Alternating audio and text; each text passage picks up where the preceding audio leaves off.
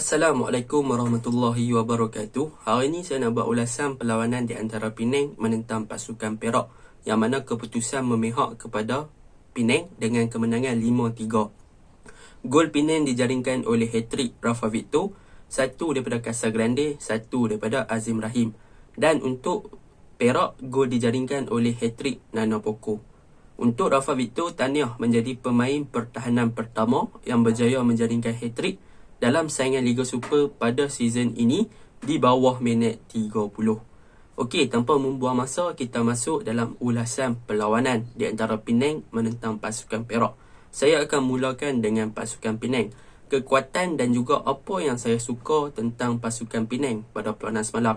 Yang pertama, apa yang saya suka adalah mengenai perubahan taktikal yang diterapkan oleh Thomas Tuchel, iaitu Thomas Tuchel mengambil pendekatan untuk kembali kepada taktikal yang lama, iaitu 4-5-1, yang menjadikan Casagrande sebagai target man. Sebelum ini, dua game yang terakhir, Penang menggunakan pendekatan ataupun taktikal 3-5-2, tetapi taktikal tersebut tidak mampu untuk diadaptasikan oleh pemain-pemain Penang di dalam padang. Jadi tanpa membuang masa, Thomas Tuchel nampak benda tu takkan berhasil sekiranya bermain dengan 3-5-2. Maka Thomas Tuchel ambil pendekatan untuk kembali kepada taktikal lama dan memberi impak yang positif kepada pasukan Penang dengan kemenangan besar 5-3 ke atas pasukan Perak. Jadi itu yang saya suka yang pertama, apabila Thomas Tuchel dengan cepatnya mengambil pendekatan untuk kembali kepada taktikal asal selepas gagal untuk menggunakan 3-5-2 dalam dua perlawanan yang terakhir. Yang kedua yang saya suka tentang Penang adalah mengenai set piece, yang mana boleh saya katakan set piece Penang memang sangat-sangat berbahaya. Daripada segi corner kick, daripada segi free kick, mereka mempunyai kemampuan untuk menjaringkan gol. Boleh saya katakan 50 ke 70% sekiranya Penang mendapatkan corner ataupun free kick, mereka ada peluang yang sangat cerah untuk menjaringkan gol. Sebab apa? Sebab satu, mereka punya crossing ataupun hantaran daripada free kick ataupun corner adalah tepat kepada target man mereka. Bahkan boleh dikatakan Penang mempunyai advantage daripada segi perebutan bola tinggi, yang mana mereka ada 3 ke 4 player yang boleh dijadikan sebagai target man. Antaranya mereka boleh cari Casagrande, yang memang kita tahu ketinggian beliau adalah salah satu kunci utama. Yang kedua, mereka boleh cari Rafa Victor. Yang ketiga, mereka boleh cari David Rowley. Yang keempat, mereka boleh cari Ryuji Otomo. Jadi 4 player ni boleh dijadikan sandaran untuk Penang menjaringkan gol melalui sepakan free kick ataupun corner kick. Dan lagi satu kunci dia adalah kepada free kick taker dan juga corner kick taker, iaitu sama ada Hendrik Dos Santos. Memang ketepatan dan juga accuracy passing dia ketika free kick memang sangat tepat kepada kepala target man Penang. Jadi memang yang kedua yang saya suka tentang Penang adalah set piece. Set piece mereka memang sangat-sangat berbahaya. Yang ketiga, boleh saya katakan Penang bukan sahaja kuat daripada segi set piece, mereka juga mempunyai kekuatan daripada segi open gameplay, yang mana kita boleh lihat daripada 5 gol, 3 gol Penang dijaringkan daripada open gameplay dan 2 daripada set piece. Yang mana boleh saya katakan corak permainan Penang adalah simple dan senang. Mereka hanya perlu untuk tembusi bahagian kanan Perak ataupun bahagian kiri Perak. Apabila mereka berjaya dah exploit ataupun pecahkan pertahanan kanan dan juga pertahanan kiri Perak, mereka akan lakukan hantaran lintang ataupun crossing untuk mencari pemain-pemain Penang yang berada dalam kotak penalti. Kita boleh lihat salah satu gol Penang yang dijaringkan melalui open gameplay adalah melalui gol terakhir Penang, iaitu Azim Rahim, yang mana Penang berjaya menggerakkan serangan di bahagian kanan. Quinton Chen melakukan overlapping lalu melakukan crossing tepat kepada kepala Azim Rahim lalu menjaringkan gol. Jadi itu yang ketiga, bukan sahaja kuat daripada segi set piece, tetapi daripada open gameplay di bahagian kanan dan bahagian kiri lalu melakukan crossing juga adalah satu kekuatan pasukan Penang. Sebab apa? Sebab mereka ada target man yang berbahaya dalam kotak penalti.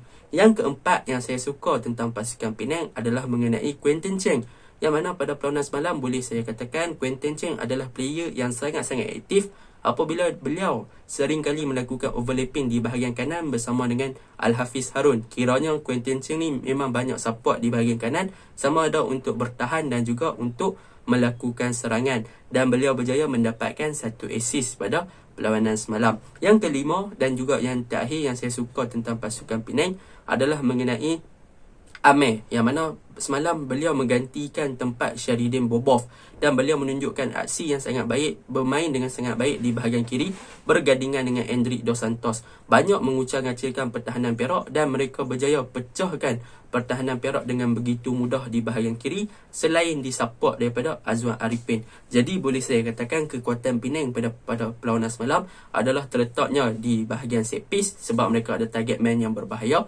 Yang kedua daripada segi open gameplay sebab mereka mempunyai winger dan juga fullback yang supportif ketika melakukan serangan dan mereka mampu untuk melakukan crossing ataupun hantaran lintang ke dalam kotak penalti Perak dengan sangat-sangat mudah sekiranya mereka berjaya pecahkan pertahanan Perak di bahagian kanan ataupun bahagian kiri. Itu yang saya suka tentang pasukan Penang.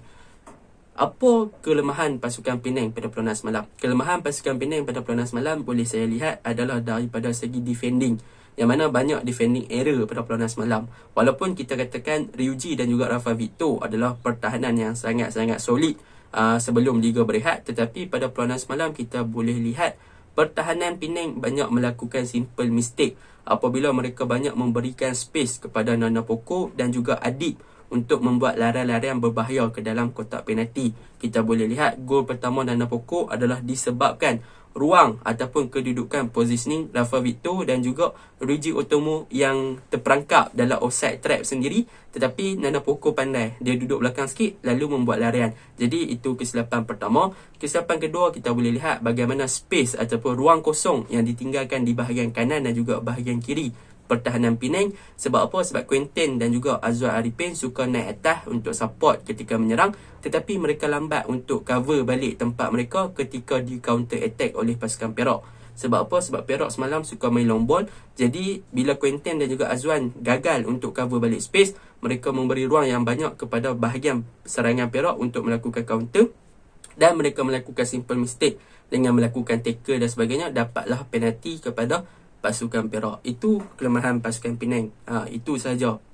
Kita masuk ke dalam ulasan pasukan Perak. Kelemahan pasukan Perak pada perlawanan semalam yang paling ketara adalah mereka mempunyai defending ataupun defend department mereka adalah sangat-sangat teruk. Boleh saya katakan, kalau bahasa orang putihnya so poor. Memang sangat-sangat teruk defensive error mereka buat pada perlawanan semalam. Kita boleh lihat gol pertama Perak pun memang adalah disebabkan punca daripada pertahanan Perak yang gagal untuk berkomunikasi dengan sangat baik dan gagal untuk membuang bola dengan sangat cepat. Bahkan boleh saya katakan gol set piece daripada pemain-pemain Penang adalah disebabkan pemain-pemain Perak gagal untuk baca bola dengan baik dan mereka melakukan kesilapan yang boleh saya katakan simple mistake sebagai defense. Dan puncanya memang pertahanan Perak beraksi dengan sangat-sangat teruk pada perlawanan semalam. Itu kelemahan pertama lah. Memang pertahanan Perak sangat-sangat teruk. Mereka perlu perbaiki daripada segi chemistry dan juga komunikasi. Kalau tak, mereka memang buat simple mistake macam semalam, memang lepas ni 5 gol lagi lah mereka lepas. Itu yang pertama. Kelemahan Perak yang kedua adalah di bahagian midfield, yang mana mereka hanya mempunyai seorang midfield yang untuk diharapkan bagi menggerakkan serangan, iaitu Sergio Aguero. Dan Sergio Aguero ni peranan dia pada perlawanan semalam ataupun pada perlawanan-perlawanan yang lepas adalah free roll, yang mana diberi kebebasan untuk bergerak di bahagian midfield.